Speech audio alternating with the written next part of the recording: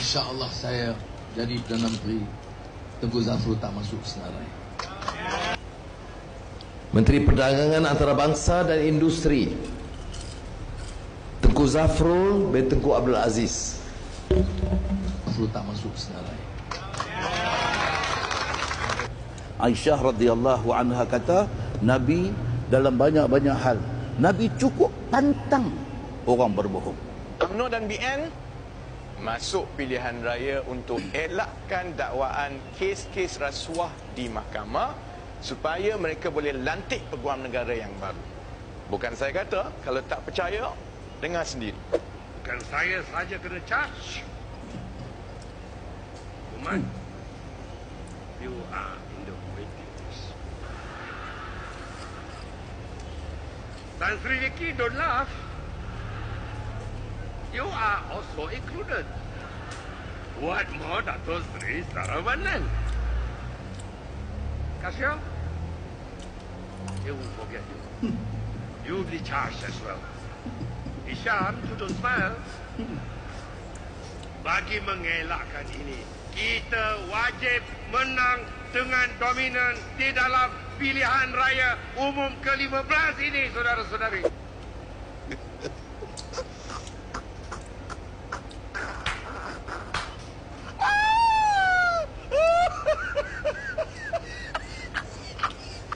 Kita makan popcorn dulu.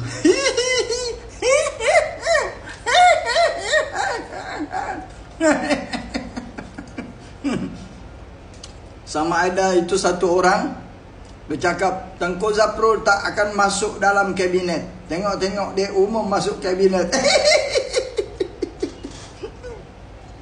Itu raja formula.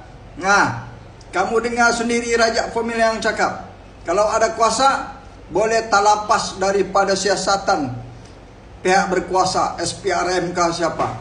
Nah, itulah berlaku di Sabah ni. Bila itu GRS ada kuasa, sampai sekarang itu SPRM tidak berani lagi untuk usik diorang. Siasat dipanggil-panggil, berapa kali mau dipanggil ni? 10 kali? 50 kali? Tapi pendakwaan pun tiada. Dipakaikan baju oranye pun tiada. Si Rafizi sudah cakap bah. Kamu dengar sendiri itu Zahid cakap apa? Kita mesti mau menang. Nah, sekarang GRS dia ikut ini formula Raja Sotong dan formula si Zahid.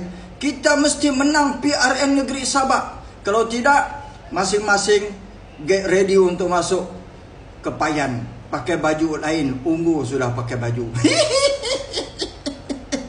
Hashtag selamatkan Sabah. Kita mesti tumbangkan GRS demi untuk macam ini tidak berlaku begini. Jadi sekarang ini Raja Formula sudah kena sailang oleh Raja Spinning. Raja Spin sudah menang kalahkan Raja Formula.